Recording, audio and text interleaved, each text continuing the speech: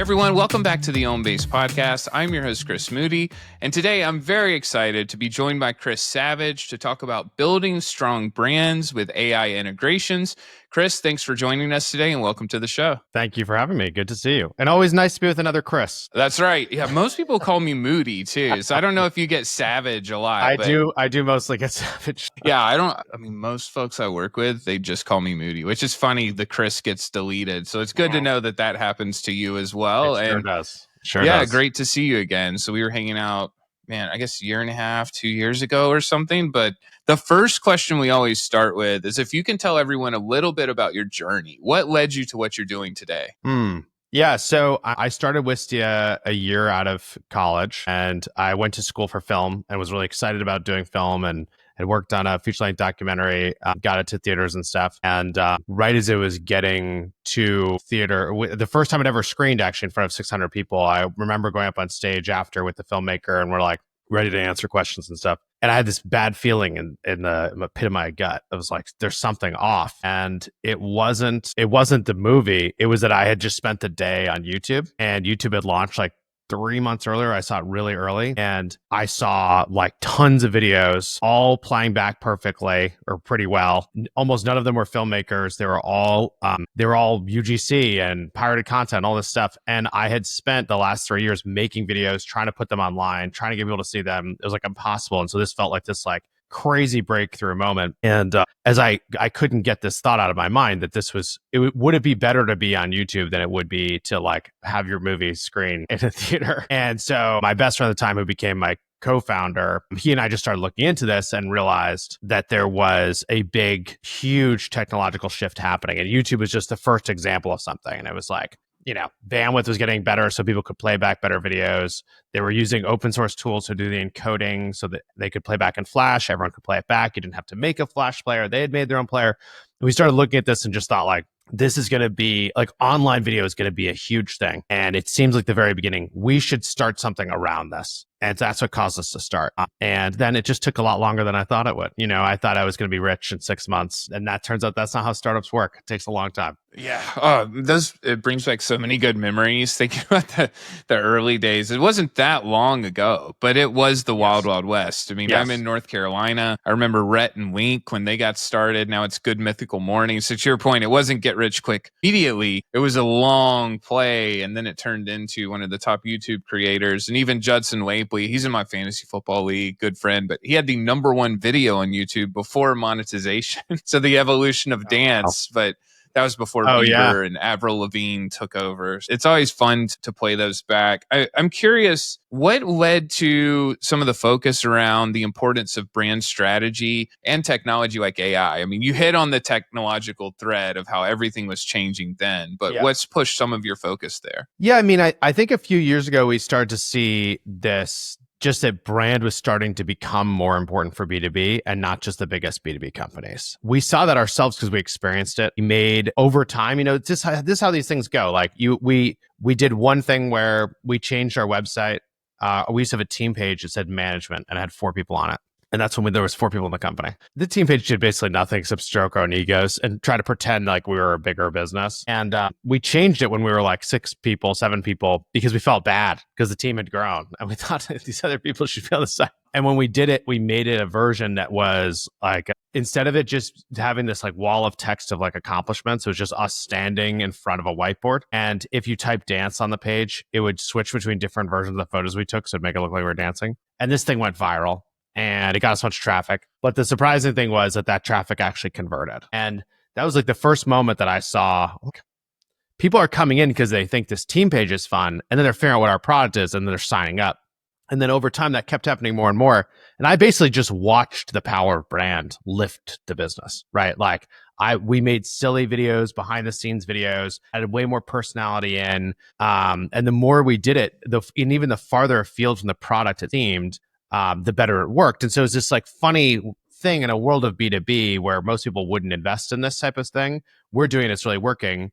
And I recognize we had very creative people doing it. And also like we were willing to invest in this. And so the other thing that I saw happening is just the cost of doing great brand has dropped And the importance of it has actually risen. Like there's more products in every category. It's harder to stand out. If you can be the brand leader, it's going to have a really big impact. And so it was one of those things that started as an evolution. Then I realized like, oh, there are these big trends actually. We're just earlier on seeing them. And AI just furthers the need for this, right? Like if anyone can code anything by putting a prompt in, then you're going to have more competition. If AI search eats all of AI organic traffic, which we expect to happen over time, makes sense. Like if they can give you answers right in the moment versus you having to search for answers, that's usually going to be better. But how are you going to get people to know who you are? How are you going to stand out? And I think like brand is like the very obvious thing that is going to still exist. It's going to be quality of product and it's going to be strength of brand and word of mouth, which is generated from those two things. So yeah, I just think it's actually becoming more and more important. And that is surprising, but also like it is, if you go back far enough, it's like a trend that we can just see is continuing. Yeah, it's such a good point. I mean, there are a million different places I want to take the conversation. The first I'm curious about, I mean, going from the 4 people in front of the whiteboard to the size of your team today, and as CEO, how are you helping to make sure you have that creativity to grow the brand across the whole team? Part of it is like what type of risks you give permission to people to take, making sure that you are celebrating the risk taking, which also means often celebrating the failures. I look at it often as most of these failures fail because they don't actually connect, so nobody sees them, which basically means it didn't embarrass you. Like it's not a failure. Like it's like lost in the ether versus like actually hurting your brand. I've learned over the years that having the right constraints encourages more creativity. So if people know they own a really specific area of the company, they own a specific metric, there's a certain timeline you want them to work on, that actually allows for more creativity in that world than if you don't have the structure.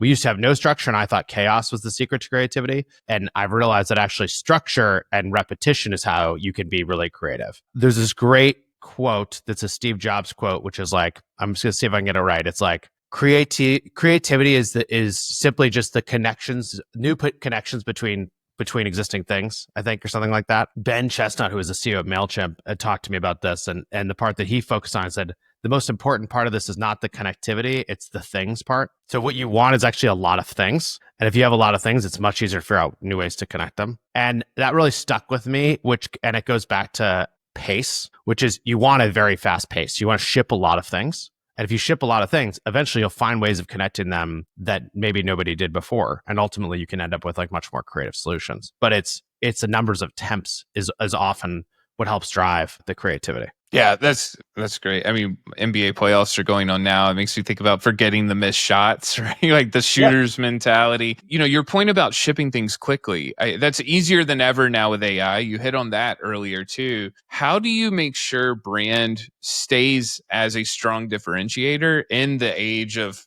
people who don't know how to code, creating new things and more competition coming up that way? Yeah, I mean, brand is really I like to think of brand as the part in someone's brain that is associated with what you do. And what we're trying to do is strengthen a memory that somebody has and an association. And so in a world with unlimited competition, that also means it's harder and harder to stand out, right? But if I can get you to remember Wistia, and I can get you to associate Wistia with video, get you to associate Wistia with taking creative risks, get you to associate Wistia with fun. I mean, our tagline is less work, more plays. So if I can get you to think that, then I will probably, in the long term, it will nudge enough people in the direction of, oh yeah, we have a video problem. Like, I guess maybe we should check Wistia. And so it's kind of like if you look at consumer packaged goods, I think like this is a good example of, we can just see the power of brand, which is like there's infinite competition for basically everything, like what deodorant you should have. And what that actually means is an example. And what that actually means is that if you can have a brand like Old Spice that actually stood out, was different, it just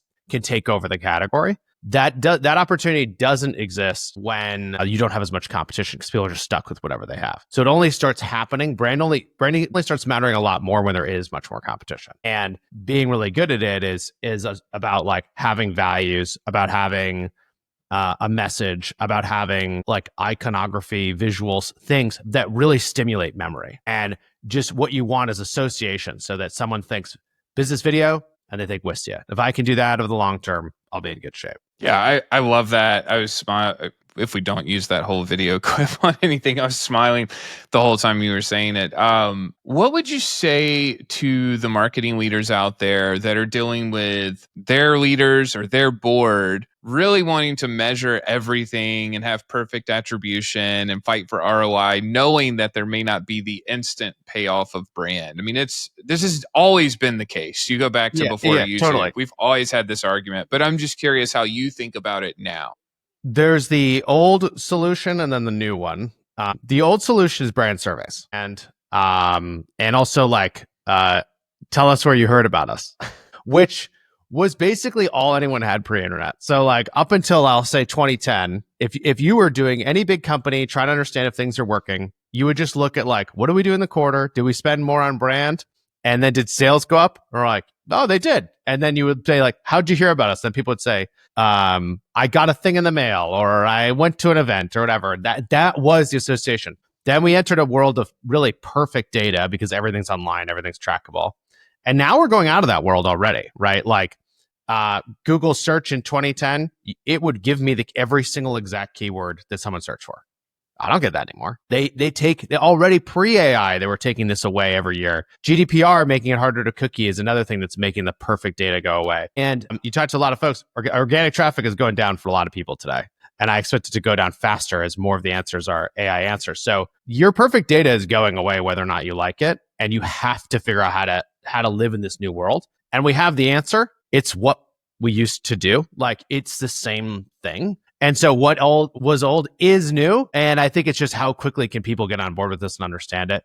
And I think the fact that we are having traffic going down, the fact that you can see it on some of the biggest sites in the world, HubSpot, good example, right? The inbound market play of, you've seen these examples of their organic traffic dropping precipitously because they had a huge number of articles that solved lots of different questions for people that now are all being solved in AI. So someone doesn't have to ever hit the HubSpot website. And if that's happening to them, it can happen to anybody. And so it just means like, it means you have to embrace these other qualitative metrics and do it more aggressively, but there is a science to them. And if you pay really close attention, you can get unbelievable insights and you can grow very quickly. And there are some companies that did this in the 20s when they had access to perfect data because this was actually a better way for them to grow. Companies like Squarespace. I mean, I'll never forget seeing Squarespace ads on the side of a bus. I happened to talk to someone who did acquisition at Squarespace at the time. And I was telling him, I'm like, hey, you can't know if these ads are working on the side of the bus. And he's like, yes, I can. And I said, no, you don't. And he said, yes, I do. He said, I know that when we spend $1 on that ad, we get $1 back in like 21 days. And I couldn't believe it. And the whole answer was that in their side, where did you hear about us survey? There's like an open box that people could type anything. And a lot of people would type like New York bus or whatever. They would go through and look at it and they would see there's enough people coming in from this that it's very clear that this brand ad is having a very positive impact. And actually we should invest more in it. So I think it's new for a lot of us, but also it's back to what we used to do. Yeah, I love that. I do feel like an old man yelling at the clouds a lot of days because it's not the sexiest thing to say. What's old is new again, but it's true. And even you talking about that, it was 2010 when I was at Bandwidth and we had an infinite supply of phone numbers and we mapped phone numbers 1-to-1 to campaigns. And then we could push a 4-digit code on the phone and caller ID. So a seller would see 1234, 1234. That's the billboard with that specific phone number. And we could do that. To your point, all of these things are possible to do. I'm curious, everything on LinkedIn, right? Humans versus AI. AI is taking our jobs. I just saw the conversation, the fight between OpenAI and Elon Musk, everything that's going on in the world today. I'd love to get your take on the role of authenticity, which is usually driven by people, and how that is an important piece of the brand building with all the new technology and AI that's happening every single day. I think it's never been more important. I think it's only going to become more important. I think it's, as we have an abundance of content that we can't tell if it's real, anything that you can tell is real, you will value more highly, right? Like we value things that when people put work into them, if you're getting an AI avatar video from somebody, they didn't actually work on it. Doesn't mean you shouldn't do it. Doesn't mean it won't work, but people will know this was a human didn't spend as much work on this thing, and therefore it's not as valuable. So authenticity is really about showing people like, hey, I'm a real human being and you can trust me. And we as a human species, I think, like to sort the world into the people who we know who are experts at different things. Like I have my friends who are doctors, and when there are things that I have questions about that happen to do with health, I will often ask them. I have my friends who are early adopters on watches. And if I want to go talk to somebody about a watch, I know who I'm going to ask. And I'm going to trust their recommendation more than almost anything, any other source of information I can find. And it's this on every subject. And so that's, I think, how we've already survived is like, we already do this. Everyone has their technical friend who does technical help, or the person who's into wine, or whatever the thing is. And so I think what's been happening in the last 5 years, maybe a little bit longer, is that we are building these connections with people online. That's what influencers are. Right? Is like the influencer is now our friend who gives us advice on different topics. And maybe we trust them on the fitness side and we think they're an idiot on the business side or whatever. And I think that this is going to continue, but a layer that's going to be put on top of it is if I'm not really sure this is a real person, I'm probably going to discount the advice. And so the recommendations from somebody who is not real, you might still trust them, but probably not as much as the person that you really believe is a real human being. And so that authenticity is going to show up in a bunch of ways. It's going to show up in the types of conversations you have. Like if someone listens or watches this podcast, we're not speaking perfectly. Sometimes I'm making mistakes. I'm saying I'm saying like I don't think I'd put that in my avatar if I had a choice, but it is who I am. I might not answer the question perfectly. I might go on a circuitous route. I might come back, but you can tell this is a real human being who's giving me an answer. I think we'll see this why live events are going to be more important, where going to a live event, asking someone a question, being, I now have a connection to this person. That's like remote. I think in person is going to be more important, where when you connect with someone in person, you feel like you can really trust them. This has been true with, large sales for a very long time. I think it's going to be true on the brand side as well. And so all of this is to say authenticity is going to be more important, but also it's going to be easier to make polished stuff. So I think you're going to need to do both things. I think you're going to need to, as a company, have a brand that's elevated, polished, like hits the values that you want it to hit in many cases. And you're also going to have people who represent your brand, who can be really authentic. Sometimes that shows up in the main company messaging. Sometimes it shows up as like a separate thread entirely. But those two things together seem to me like the thing that most companies are going to need to do in a world where brand is more important and also authenticity is more important. Yeah, I love everything that you said. I was playing around with HeyGen, GEN, and I do have an AI avatar of myself. I made one video when I was on vacation for internal use, and it's so good. It's creepy. I mean, it captured a lot of my quirky mannerisms. I did record the audio and upload, so it was kind of replicating gestures. It's amazing. And it's not even, I'm not saying that is not going to be really valuable. I actually think AI avatars are going to be really valuable. I think it's going to be like, we're thinking about the first touch messaging for somebody out in the world. If you are doing a training, I think you need to watch the thing. AI avatars all day. You can tweak it. You could tweak the training in real time. If you're I want to have a chat support experience and you can talk to a human being, that seems amazing. If you're trying to elevate a production of something and using those in the right places, that's amazing. If you're doing translations, that's something we do at Wistia. AI dubbing and translations, that's like unbelievable to see yourself speaking another language with your mouth moving and all this other kind of stuff. I think there's going to be tons of places where it's super, super useful. I just think that brand building specifically is going to be a place where it's riskier to do and get right, is what I would say. Yeah, I think that's extremely valid. And I'm one of 2 chief evangelists now at Demandbase, and it's kind of that exact bet, just to say, we have to have some people that are just going out there, getting to know people, creating what they need to create. And we have our metrics, we have our OKRs, but there is some commitment to saying just fail fast, do lots of stuff. And I did a post yesterday. I mean, our metrics are literally the hockey stick of new followers per day. And you can't pinpoint one specific thing. It's the podcast, it's the videos, it's the social team, the content team, the product team, the innovation, everything.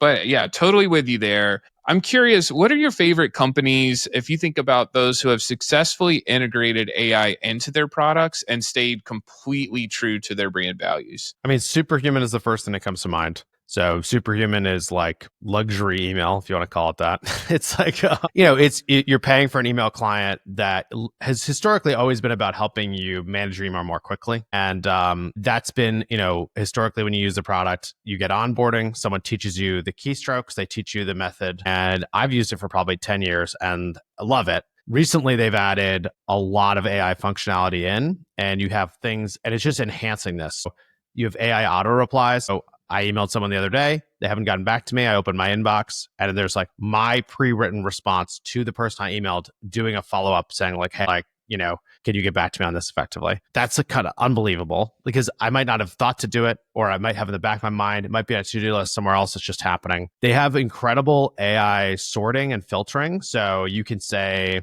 take every pitch that I get. You could be very specific or it can be general. You can take pitches, news, marketing emails and put them into inboxes and then skip my inbox, which is what I do now. So I have almost no email. Like my email, when I check my email, is all real people asking real things. And if I want to go see those emails, there's a place for me to do it. Their search has gotten really good. So it's letting me interact with something much faster, much better, pure extension of what they were doing before. But they're now accomplishing a bunch of things that were impossible before. Yeah. Awesome. So you think that one's totally worth it? Yes. All right, cool. So when my headphones just did something really crazy there. So if our audio messed up, I will clip that out. But we're human. This is not the AI avatar of Chris. So we're not going to edit that out. We're going to leave it in there.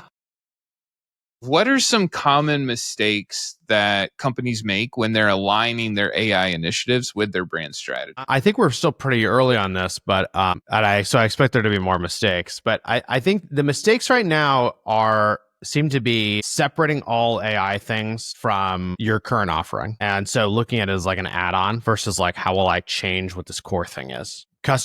We know like with much more competition, we're going to see many more products that just are AI first. If you can't get your product to be AI first, it's never going to be AI first, just an add-on. You're going to have to make it like built in a core way. So I think that's one thing that I would be aware of. I think that the other thing is that we see a huge amount of overpromising with AI and then under-delivering. And I'm seeing a lot more people marketing prototypes, which seems pretty silly to me. Yeah, I have the prototypes too. Like I've made them internally. I've done the hackathons. I'm not marketing them because they're not going to deliver. And so ultimately that's going to hurt the brand because now if you overpromise and underdeliver, that's what people will remember. And so I think that one of the hardest things at this moment is actually being patient for when the AI features make their way into the products, or being super clear when they do make it in. That's like, hey, this is in beta. This is changing rapidly. This is going to fail X percentage of the time. You have to put those expectations in because it is a real challenge, right? Like we want this stuff to be in there. We can see what's possible,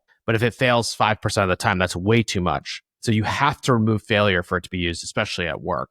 But then if you don't put it in, you're not learning. When the AI does deliver, you're also screwed. So this is, I think, the challenge here for most of us in terms of how AI is incorporated into their brand as represented by their products. On the true like messaging go-to-market side, I think we're seeing incredible things already where you can sort and better understand your customers with AI.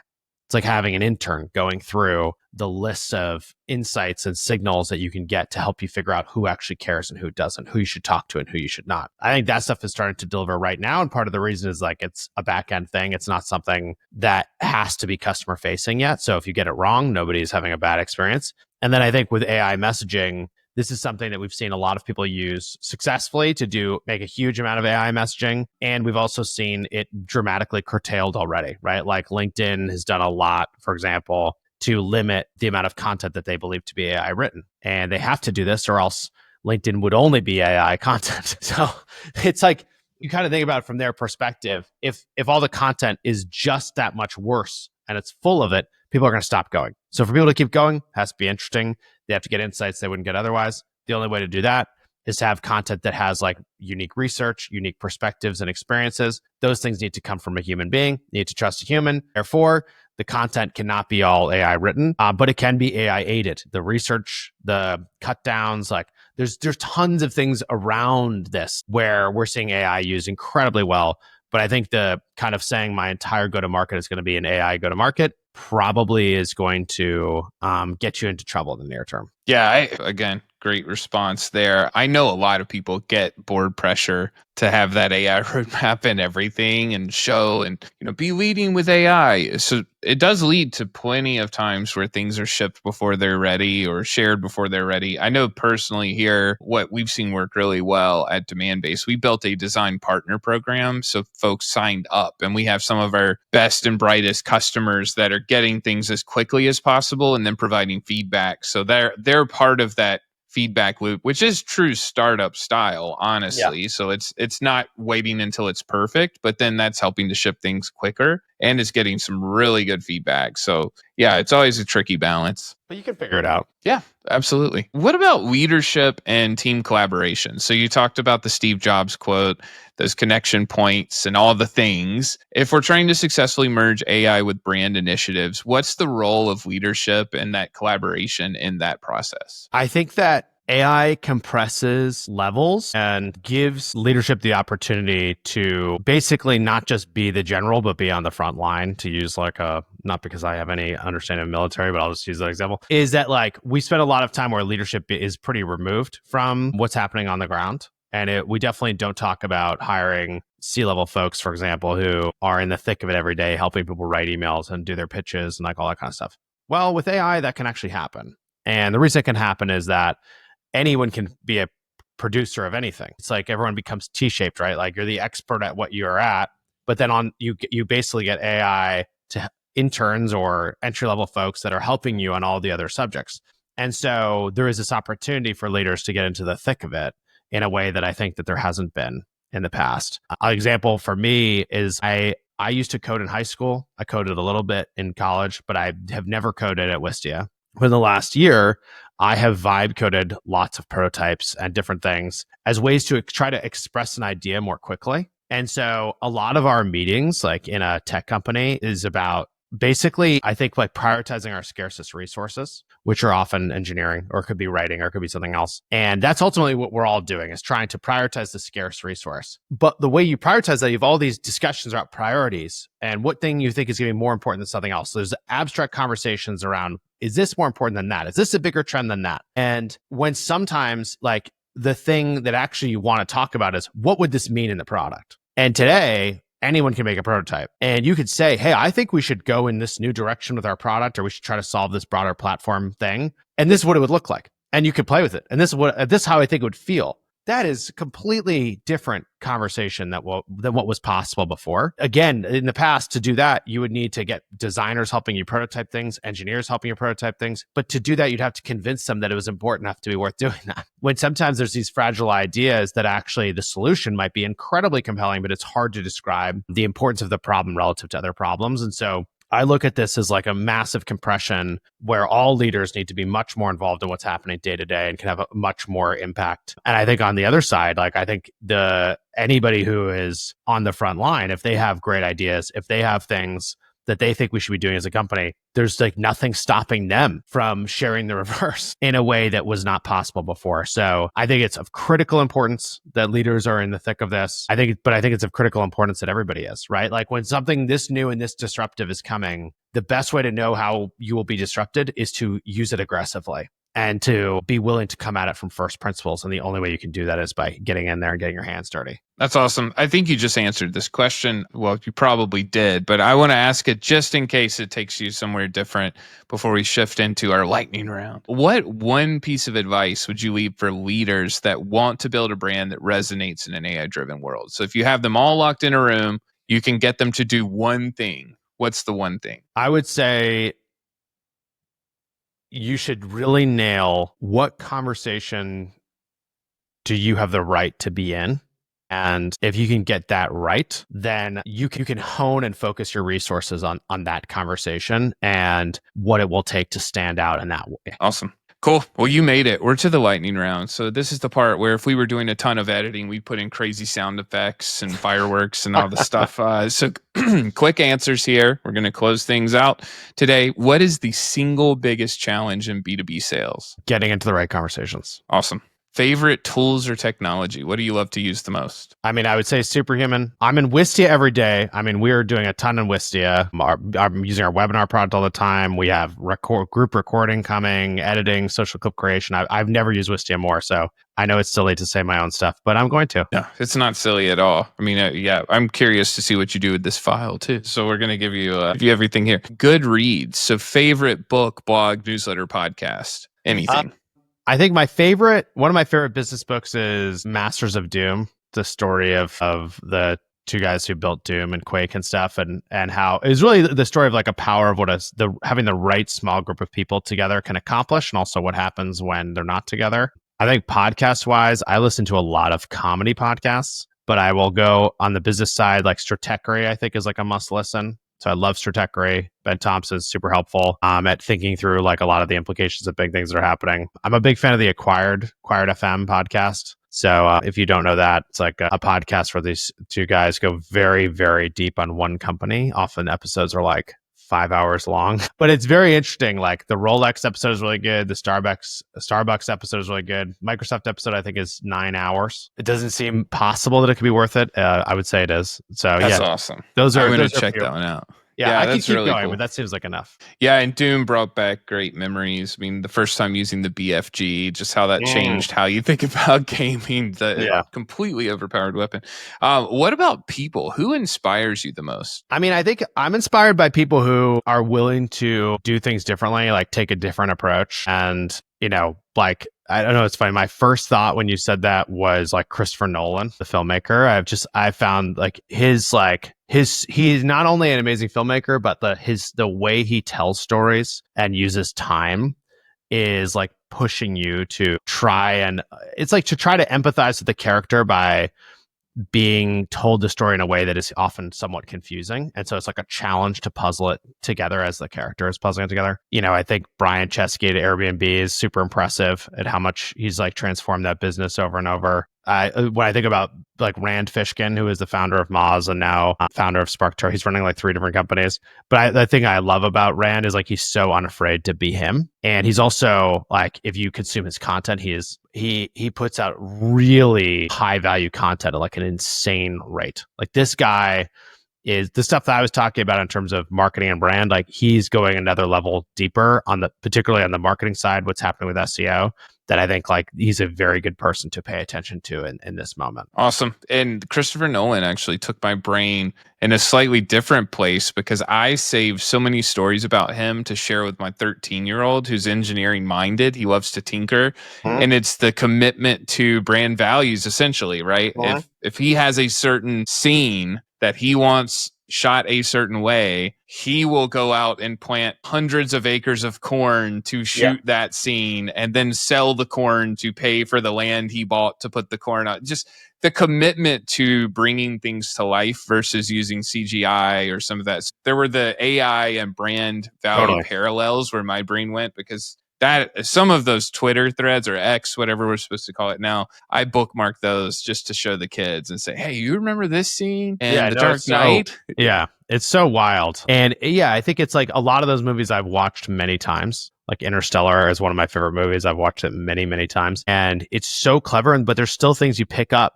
Like there's so many details in there that you can pick up like on the 4th viewing. There's not a lot of stuff that feels like that. Yeah, totally. Well, that's what we can aspire to do as marketing leaders and brand leaders. So there you go. Most important question of all, Chris, how can everyone get in touch with you after this episode? Find me on LinkedIn, Chris Savage on LinkedIn, post on there all the time. Feel free to say hi, ask a question, whatever. I host a podcast called Talking Too Loud Podcast with Chris Savage. So you can find me there. And you can always, I'm sure you can find my email. You can email me if you have something you want to talk to me about there too. Outstanding. Well, you crushed it. Thanks so much for your time today. Hey, Moody. Thanks for having me.